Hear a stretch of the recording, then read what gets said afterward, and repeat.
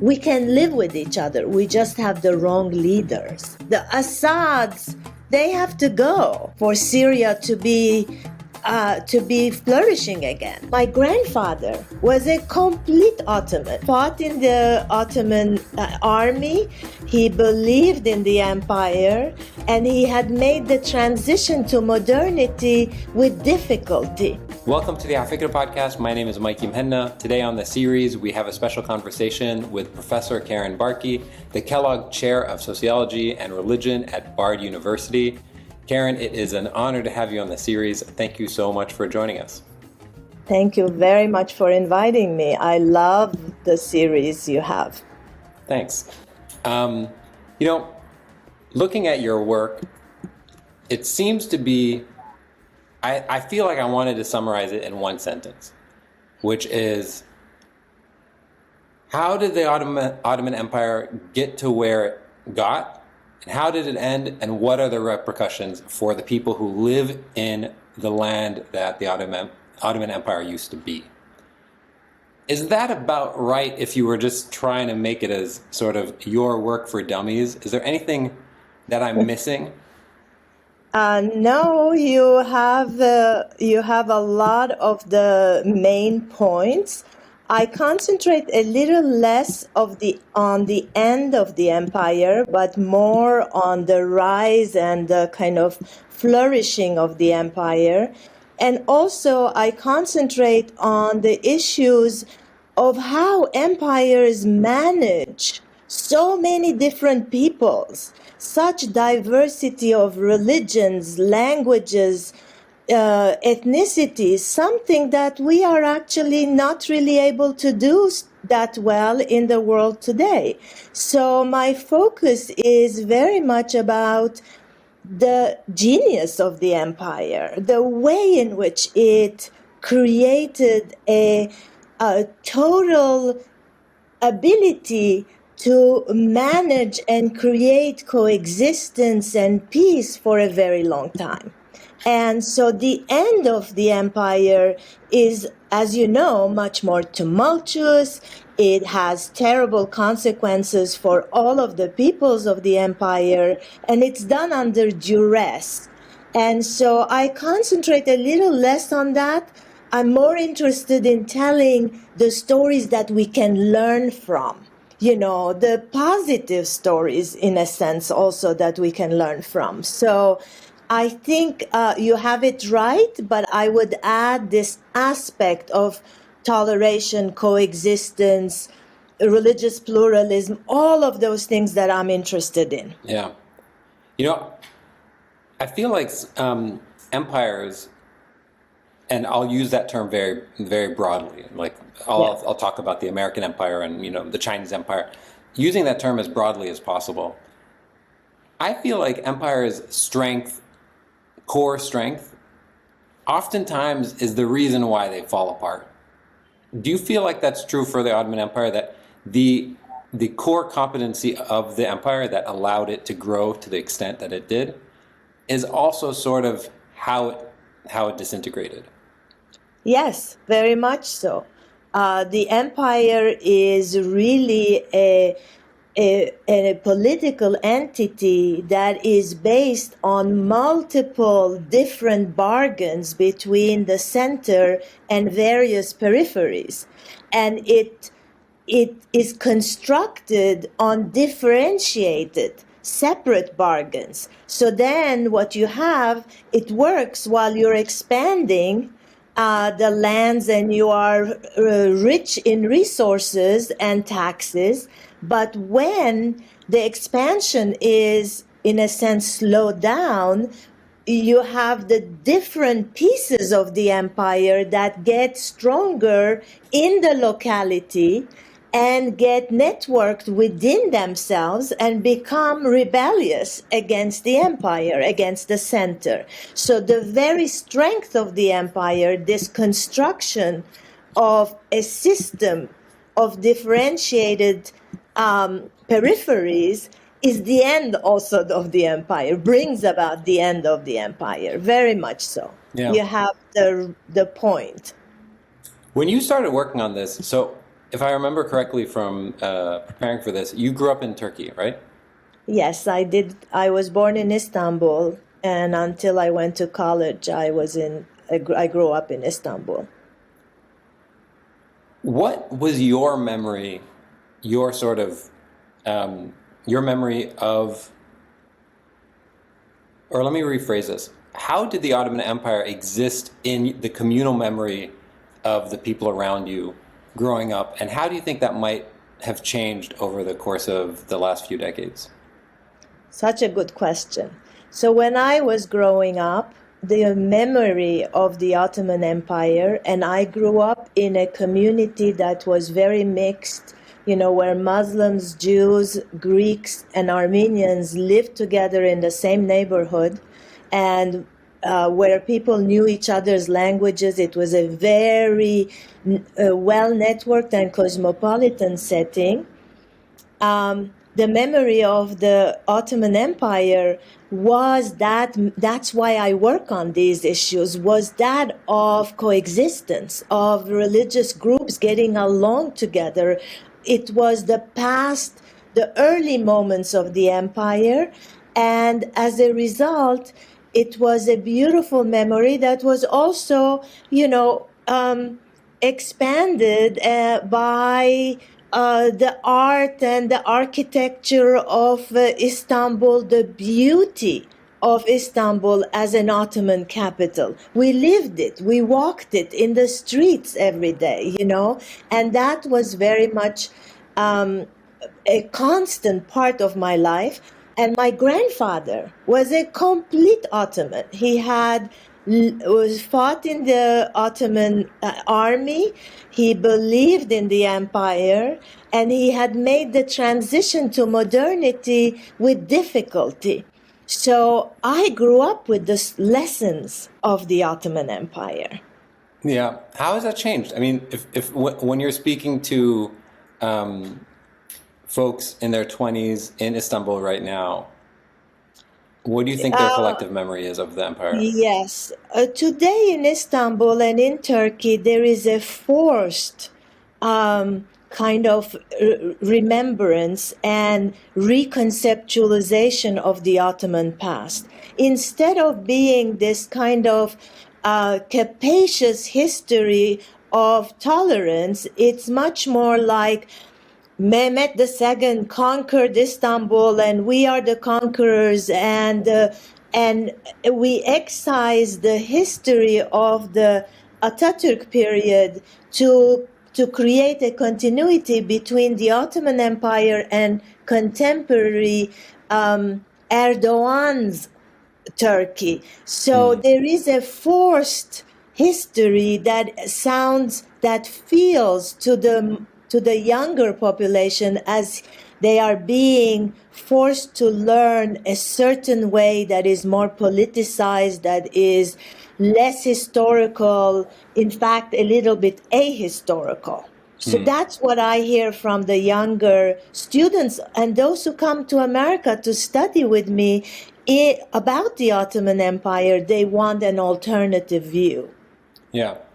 At the beginning of this interview, you said something. You said, I want us to learn from other aspects of the history, right? And maybe even the positive parts. Yes. And I'll even broaden it, maybe sort of the teachable moments of the story of how the empire grew and how it ended.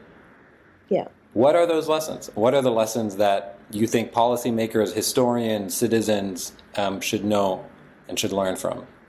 Well, one of the biggest stories of the empire, which we've already a little bit talked about, is this ability to incorporate different religious, ethnic, and linguistic groups.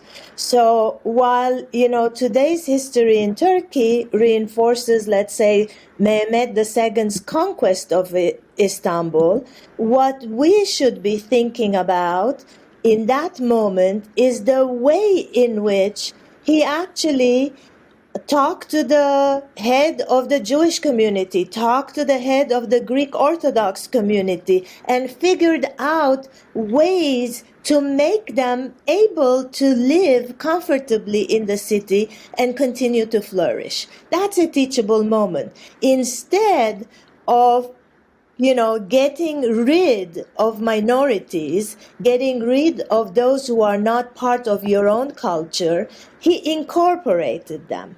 This would be, another, I keep thinking, I tell my students this, when the US, went into Iraq, they really started a program of de-Baathification, no? And Sunnis lost out in that, and then there were consequences to that. When the Ottomans conquered Istanbul, they included the Greek administration, some of them, into their administration. They didn't cleanse the Greeks from their administration. Instead, they made attempts to learn from them. That's a teachable Can I moment. ask you a question? Yeah. I don't think your assertion is that they were doing that for moral reasons. I think your assertion is they were doing it for strategic reasons and for logistical reasons. Is that right? It's mixed. They were doing this for strategic and, pragmatic reasons on the one hand. But don't forget that the Ottomans wanted to claim continuity with the Byzantine and the Roman Empire. So they wanted to be accepted as a civilizational force that was going to add to that region in terms of culture and knowledge and the arts. As a result, there was a component that was also normative to this. It wasn't just pragmatic. And I actually argue that tolerance in the Ottoman Empire is both pragmatic, and once it becomes successful, you will see that scholars, intellectuals start writing about it and say, oh, it's really good. We should be tolerant. Yeah. So strategy starts, but normative moral ideals get built upon those. So you said something and I almost missed it, but I'm curious because it sort of caught me off guard. You said when the Ottomans arrived or conquered Istanbul. Yeah. And it made me realize, before you said that, I said, I feel like aren't they from Istanbul? Where do they come from to conquer Istanbul? So the Ottomans, so the Turkish tribes come from Central Asia, and they come into Anatolia with the Battle of Manzikert in 1071. And then there is the Seljuk Empire. When the Seljuk Empire breaks apart, there are multiple little dynasties that form in Anatolia. One of them, that of Osman, becomes powerful, and they cross into the Balkans first and acquire territories there. And then their dream is to get Constantinople, the Greek capital, and they do that in 1453. So it's really from Anatolia to the Balkans and then back to Constantinople, and it becomes Istanbul. They are not from there. So in many ways, I was going to ask you, what is the ground zero of this multicultural, multi-ethnic, multilingual cooperation? And I thought you were going to say, mistakenly, I thought you may have said, the Balkans or the Levant, Jerusalem. In many ways, it is Istanbul itself, Constantinople. In many ways, no, it's multiple things. So this ground zero of it is partly Central Asia. There was a mixing of people in Central Asia. There's a tradition of that.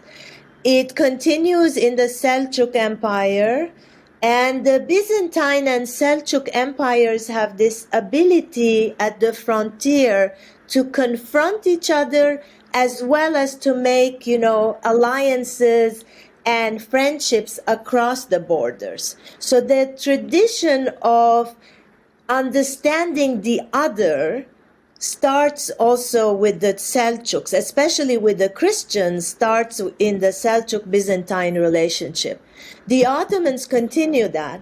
And when they come to the Balkans, they realize that they are a minority. The Muslims are a small group. The Christians are the majority. So their strategy makes for, acceptance of difference. But then it's also Islam that says, in an Islamic empire, Christians and Jews are peoples of the book. They're accepted, they are protected as long as they pay their taxes, the jizya. So that's another piece of it. So you see, it's geopolitical, it's cultural, it's religious, it's multiple strands that made the Ottomans capable of incorporation and coexistence. So when does this end? I'll tell you when I think it ends, and I'm probably wrong. So tell me why and how I'm wrong. My sort of cursory understanding is that Abdul Hamid II is a really bad guy, and he decides that the party's over, and I'm going to commit all these atrocities. And all of a sudden, the Balkans, he loses the Balkans, and all these Arabs, all of a sudden, start hating the Ottomans, and there's bloodshed everywhere. Yeah. What is overly simplified in that story? So first, I think the part about all of this starting with Abdul Hamid and Abdul Hamid being a terrible ruler, I agree he's a bad ruler, but it already starts within society a little bit before that. Because if you think about it, the Balkans start quite early in the 19th century to secede. They are influenced by nationalism and French ideals, etc. So there is all of this, burning desire to become independent nations. And so the Serbs, the Greeks, the Romanians, they slowly exit. The Albanians and the Bulgarians stay for a little longer, but they're also thinking about it. The Arab provinces actually for a while were quite loyal to the Ottomans and continued to be, they even thought that they could figure out a way to a political unit that would be both Ottoman and Arab. But it doesn't, they quickly see that it's not going to work. But before Abdul Hamid, you have these exits, okay? Mm-hmm. And with the exits, what happens is that Muslim populations that used to live in these areas come into the Ottoman Empire, the leftover areas, okay? And they are disgruntled. They left their places. They're coming and they don't know where to settle, and it's chaos for a while. So that also increases the kind of Muslim superior. We are Muslims. The Ottomans are a Muslim empire. Why are we suffering? Kind of, ideas. And then Abdul Hamid comes in, and Abdul Hamid decides that Islam is going to be the way to save the empire. So he actually, in a sense, solidifies and makes Islam much more rigorous as well as non-elastic. Do you know what I mean? Can I ask you a question about this exact point? Yeah. I remember at one point I was obsessed with the Hijaz Railway. And Abdul Hamid, what I read was that he was concerned that the British Empire would have more Muslim subjects in their empire and have a claim to being the Muslim empire because they had Egypt and they had India and so they were in the running. And so he was concerned about that and wanted to become the sort of official copyright trademark Muslim empire. Is that right? Sure. And the issue of the caliphate is very important. No, that's when, the Ottomans and Sultan Abdulhamid wants to be known as the caliph, so that he is the ruler and the religious head of all the Muslims in the world. And this is not what the British want, and it's going to create trouble in India and in Egypt, and it does. So he really hunkers down on this ideal of an Islamic empire, and he thinks that's what's going to save the empire. But then there are the young Turks who have a much different, they've been educated in Europe, they have a much different view of that. So those two views clash. Okay. This is all starting to make sense. Okay, I want to talk to you about another one of your projects, because it's also sort of apropos, very tragically apropos, given what is happening in Palestine. So for those who can't see the screen, there's a project called Choreographies of Shared Sacred Sites, Religious, Political, and Conflict Resolution. So if you can, this is a project that you co-edited. Can you tell us about the broad sort of thesis of this project, or the idea behind it? And then I want to ask you about what those choreographies used to look like in contrast to what they look like these days. Yes.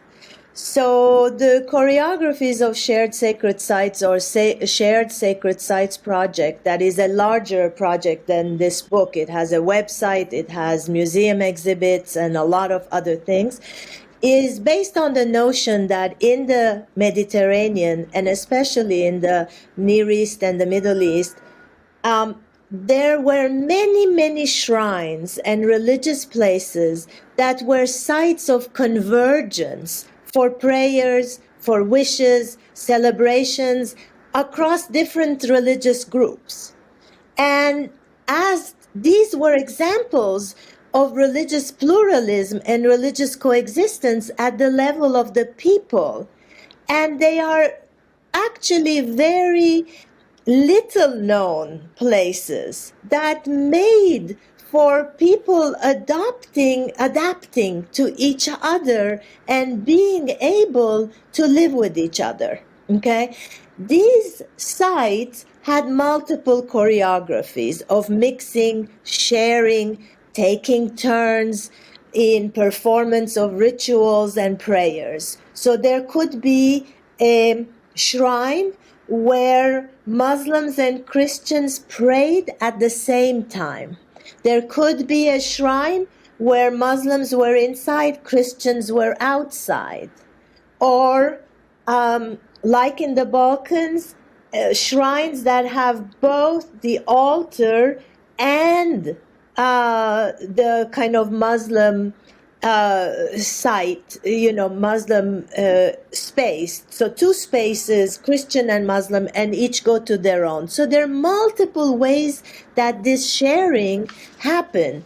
What we are trying to do is to bring to life the historical ones, tell people, show people through multiple media how these sites were used in the past, who shared them, how were they shared, and then we want to also, we do ethnography in the sites that are still functioning. For example, in Tunisia, there is this beautiful synagogue that is shared between Jews and Muslims during festival days.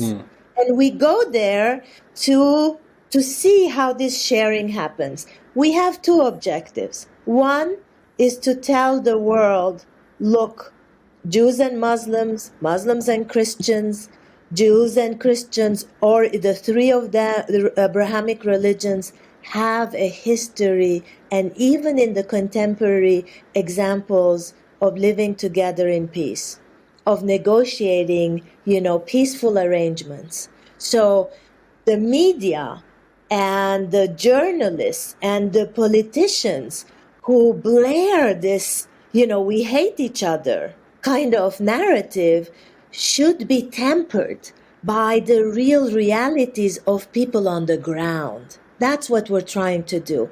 In fact, we don't hate each other.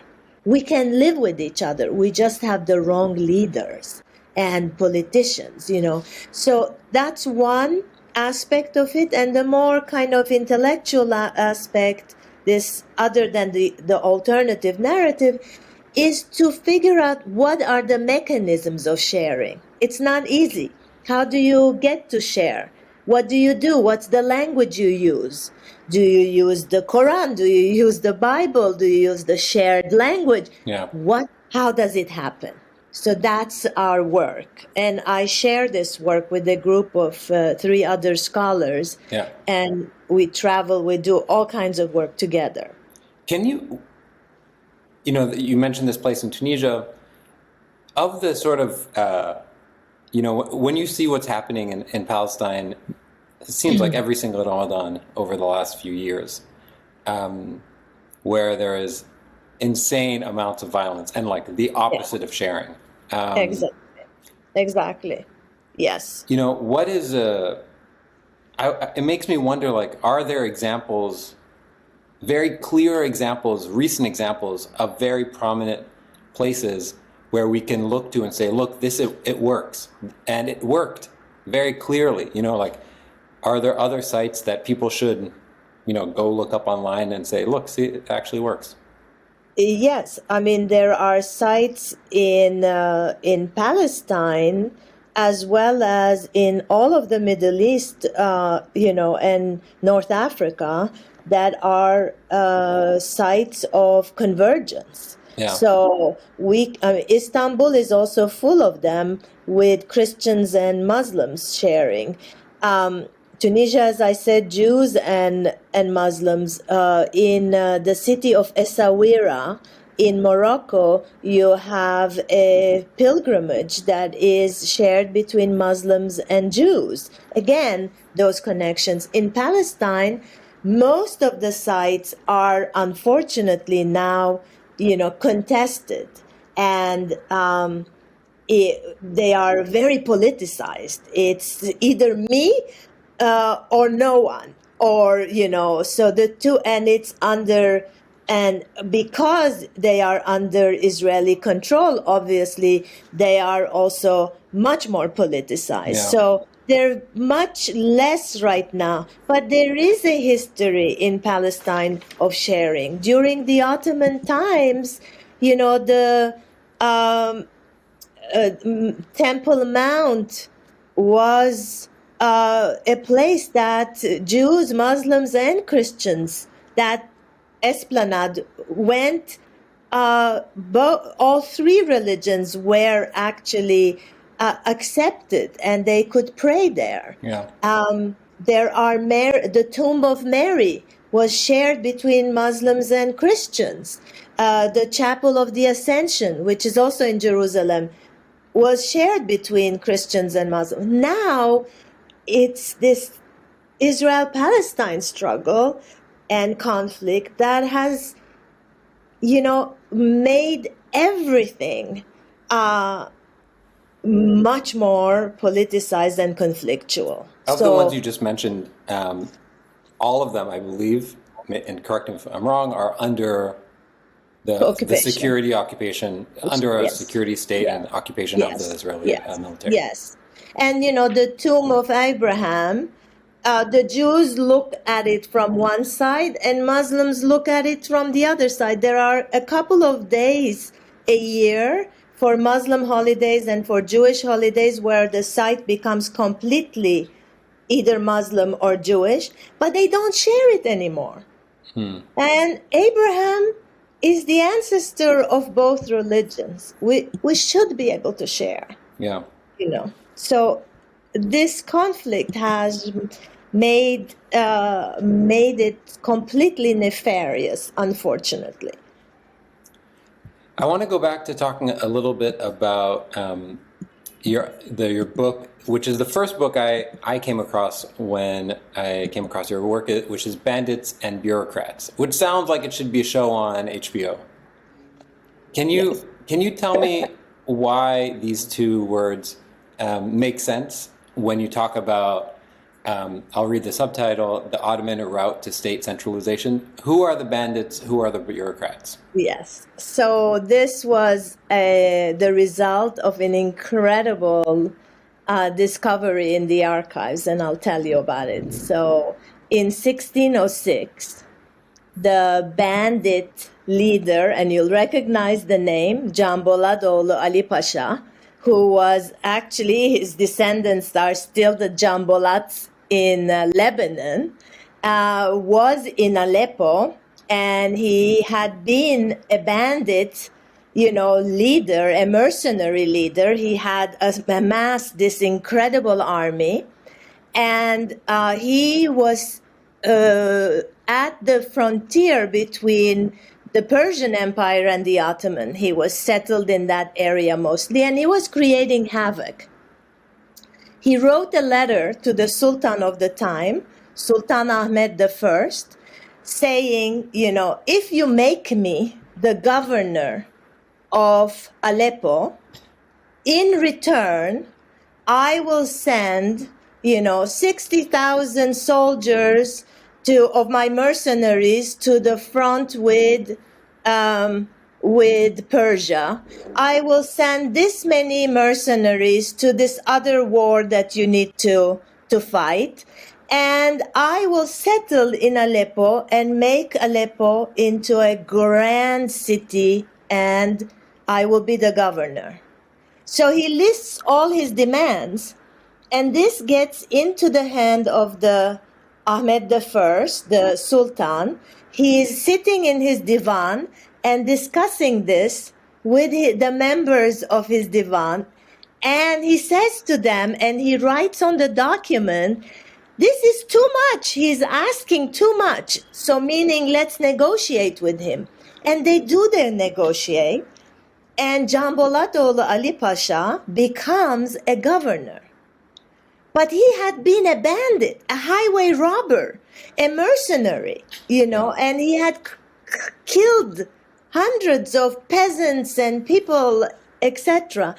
But the genius of the Ottomans was to incorporate him into the Ottoman, making the bandit, turning him into a bureaucrat, settling him down, and giving him the opportunity to actually live by his word. And Aleppo really became much better off because he brought trade in, he made changes, and he was a great Ottoman governor for a while until he became bad again. Yeah. You see?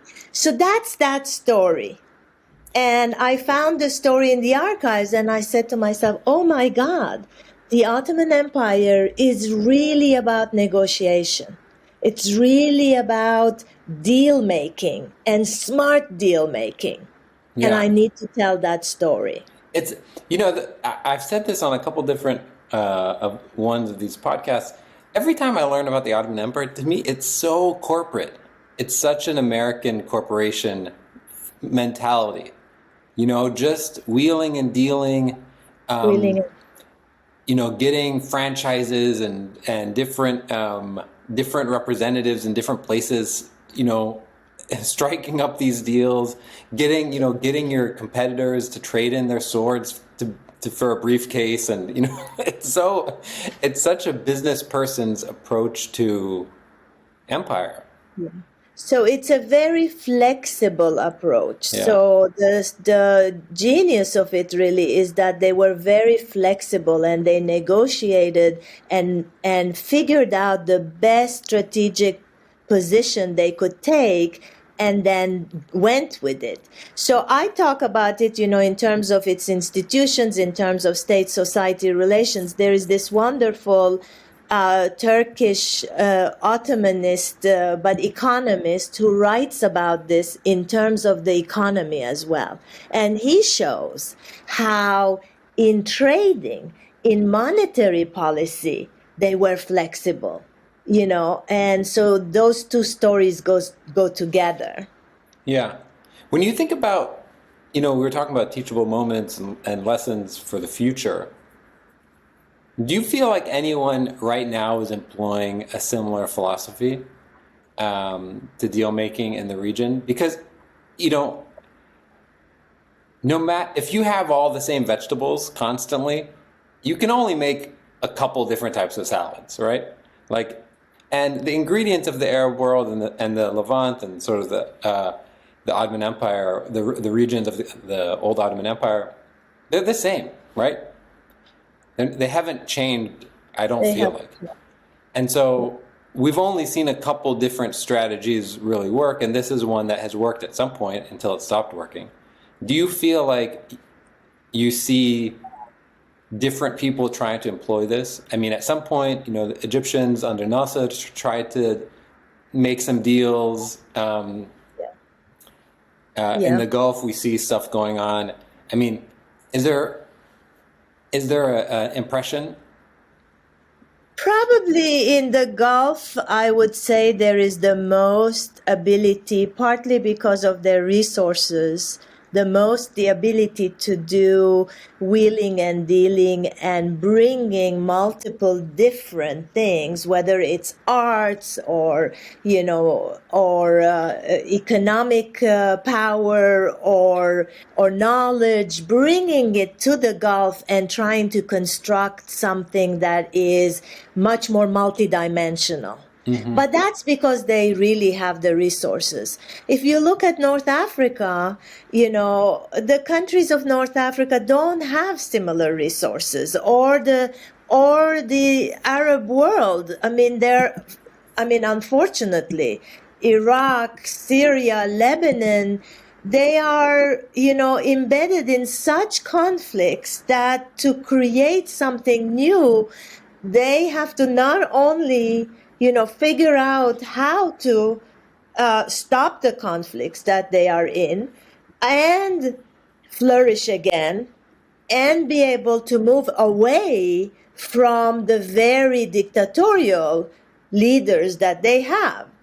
The Assads, they have to go, in a sense, for it to be, again, for Syria to be flourishing again, I think. So I'm not sure that most of this Middle East that is so embedded in conflict right now will be able to do this right away. But I hope that the Gulf succeeds, so that the example of the Gulf becomes more widespread. That would be the way I would answer that, I think. Yeah. Going back to those mercenaries. Yeah. So all those mercenaries come in, right? And he makes a deal. I'm going to send this many to this area, this many to this area, this many to this area. How many of those mercenaries come back? And the reason why I'm asking that question is because the diversity of identity in a 2023 framework of what identity looks like would let me rephrase what I'm saying. In 2023, we have very static ideas of what identity means. So to be an Egyptian means a very specific thing. Yes. Muhammad Ali wouldn't be an Egyptian in 2023, exactly. despite being one of the most influential people in modern day Egypt and Sudan and the entire region, right? Yes. And he was there on a work trip, basically, right? I mean, he was sent to Egypt.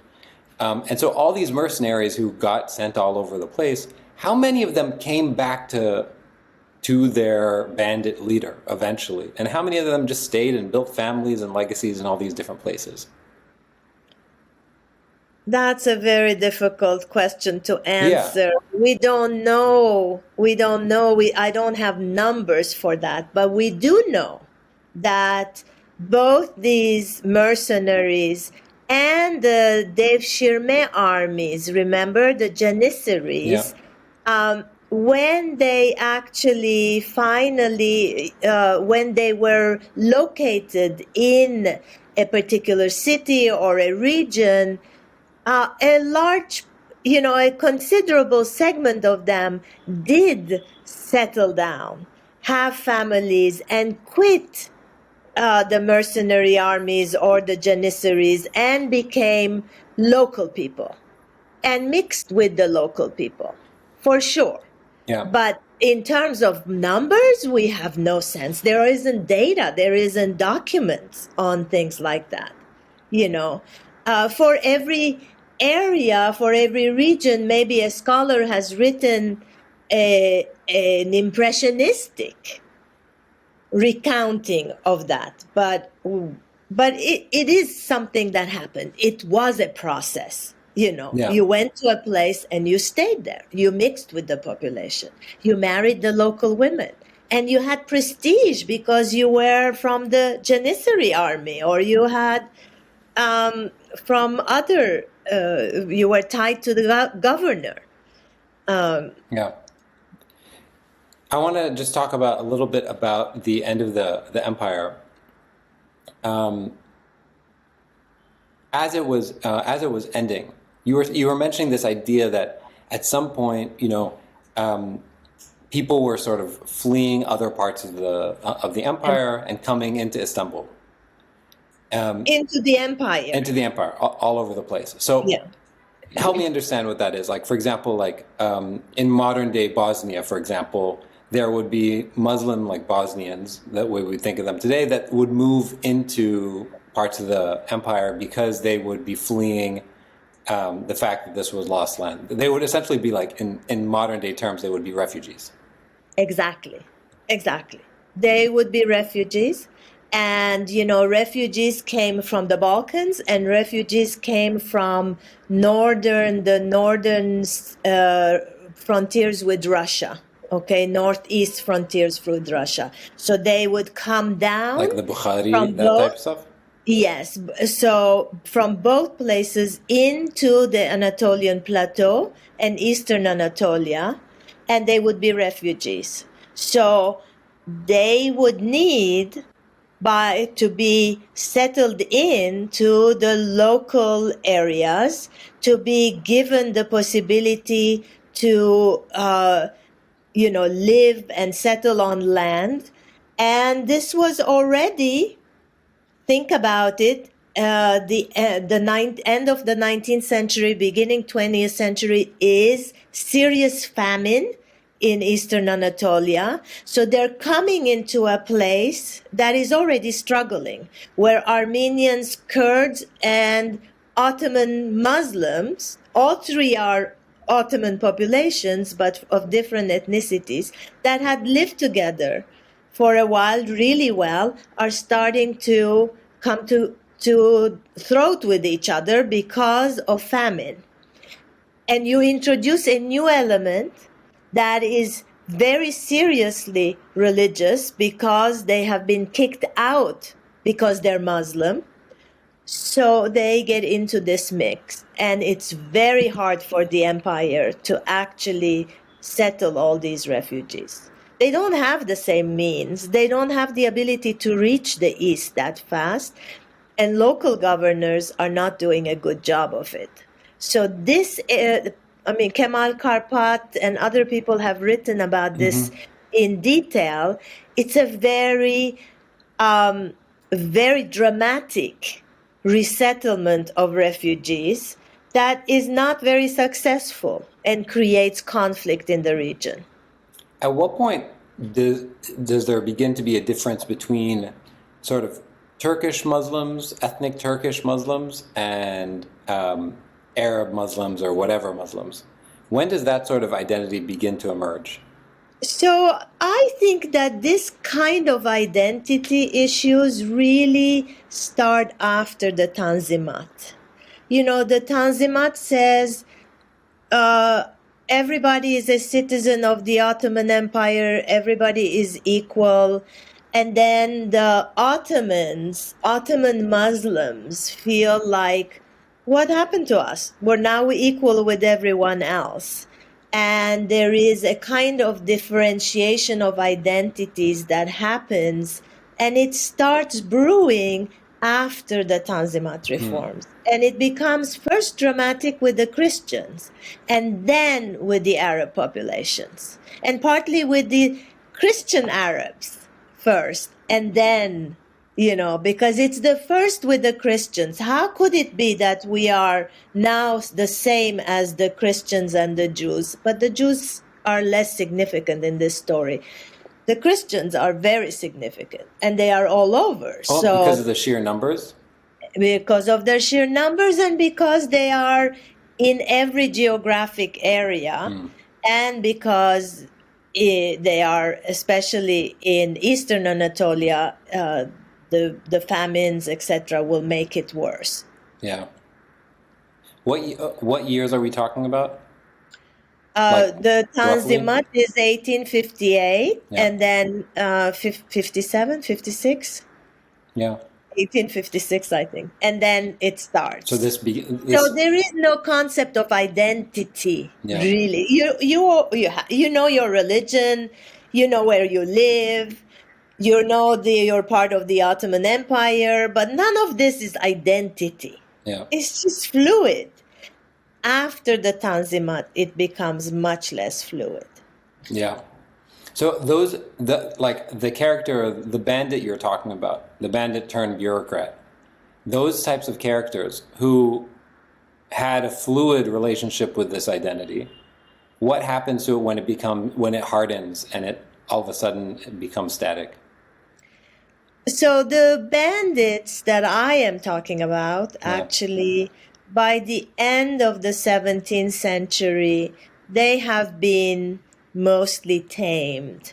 They have either been killed, and they're not mercenary leaders anymore, or they have been settled and they've become bureaucrats.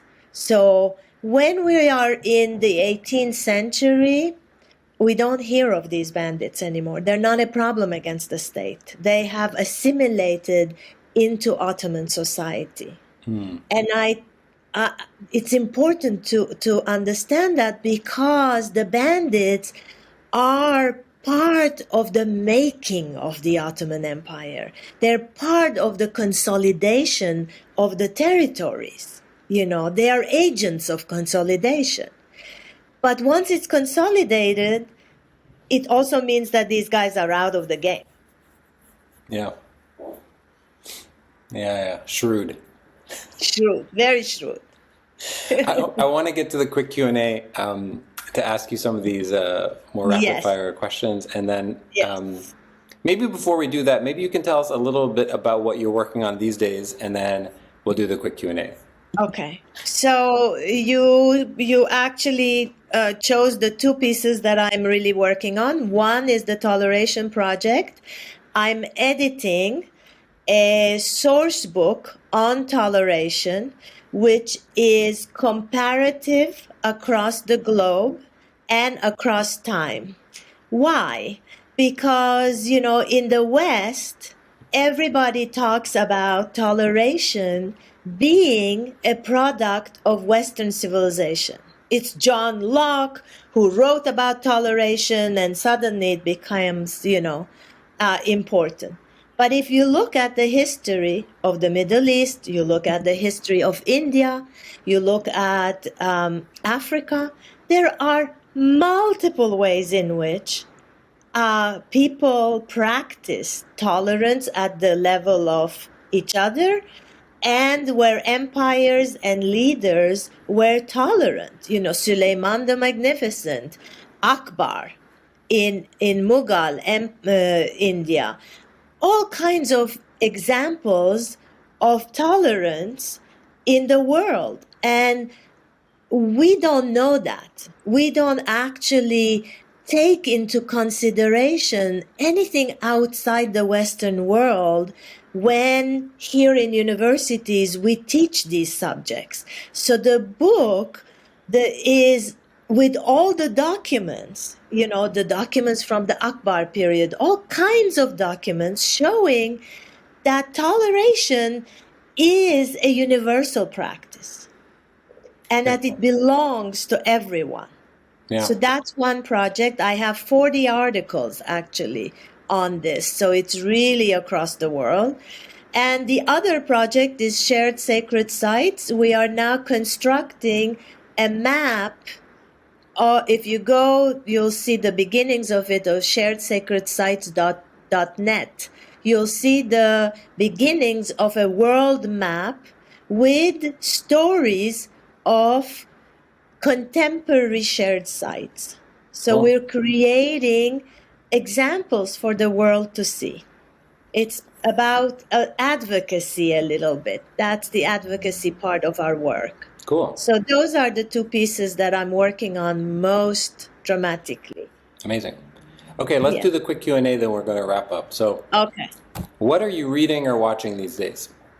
Okay, so what am I reading? I'm reading a book. I just started actually last week reading a book called Lessons from a Dark Time, which is by Adam Hochschild, who was a colleague at Berkeley. He is best known for his book called King Leopold's Ghost. He wrote about how horrible, colonialism was there. Yeah. And he had sent me this book, which is a series of essays, one on Mandela, one on different moments of how the world was really at points of great conflict. And I'm reading it because I want to see, we think of this moment as very, very problematic. All these dictators, fascism, this, that. So I want to see how it compares. So that's what I'm reading. How dark are things these days comparatively? Yes, how dark are things these days? And I just watched a wonderful movie that I just want to give a plug to. Yeah. Do you know the Baci chocolates from Perugina, the Italian chocolates? No. I don't know if you know them. Well, it's an Italian woman, Luisa Spagnoli, who was the one who made these chocolates. And when the war came, the Second World War, all the men left the factory. So she hired women and she made the factory a place for women to be able to work and to have also their children, etc. She's like an entrepreneur, but a social entrepreneur. So it was a great movie. Very cool. Very nice. Okay, let's listen to the second one. Who would you love to shadow for a day, past or present? Nelson Mandela. No question about that. He is probably the person who was the most, person with forbearance, with patience, with the ideals of a good society. And he, after he comes out of prison, not in prison, I want to shadow him. I want to shadow him after he comes out of prison. And I've read a lot about him, and I really think we need more Mandelas in the world today. Yeah. So that would be the person. Cool. What do you think people most misunderstand about your work? So I think what people misunderstand when I talk about Ottoman toleration, a lot of people equate it with Islamic toleration. They just say, oh, Islam is tolerant. And my argument is that Islam, Christianity, religions are multivocal. We should look at when they are tolerant and when they are not tolerant. They are both, they have the capacity to be both. But the Ottoman tolerance is a construction that is multifaceted. And people simplify that. So I kind of keep telling that story again and again.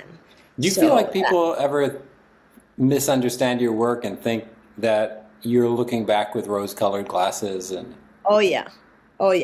Very often people have told me, and for example, I've gotten on social media, some responses from Armenians who say, how could you write about tolerance in the empire? I am telling, my work is based on documents. It's based on really deep historical study of materials on this issue. So I don't feel like I'm misrepresenting. And I also very clearly delineate the periods that were tolerant from the periods that were intolerant. I'm not negating the end. So, but I want people to understand that the old traditional empires actually dealt with religion and ethnicity much better than we're doing, So that is the key. So essentially, you're trying to say that the way the empire, the violence of the last stretch of the empire, sort of betrayed the legacy of the earlier period. Exactly. But we need to look at both. We need to look at the legacy, the earlier period, and the turbulent period. Yeah, and also how can something tolerant can turn into something dangerous. Exactly. That change is very important to understand. Yeah. Especially given what's happening across the world. Exactly. In particular places that we try to think of as being tolerant. I know. Okay. The last question is, whose work do you admire or are inspired by? I'm sure there's a long list. Every time I interview folks in the Academy, there's a long list. But if you can recommend a few people for our listeners to check out. So I will tell you. So there are my intellectual, forefathers in a sense, and those are sociologists Max Weber and George Simmel.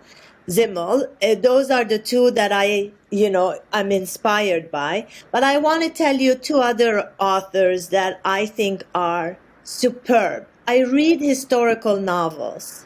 That's my passion. So there are two people that I adore. One is, you will recognize right away, Amin Maalouf. Yeah. I've read everything he's written, I think. Leo Africanus, The Ports of Call, all of his work. And it inspires me because he puts the story, the narrative with the history.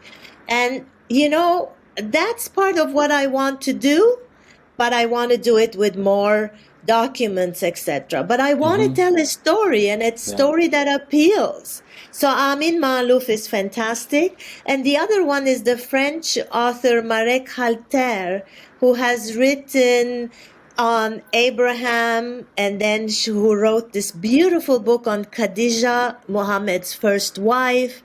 I love his work because he brings these people to life, so I'm inspired by them.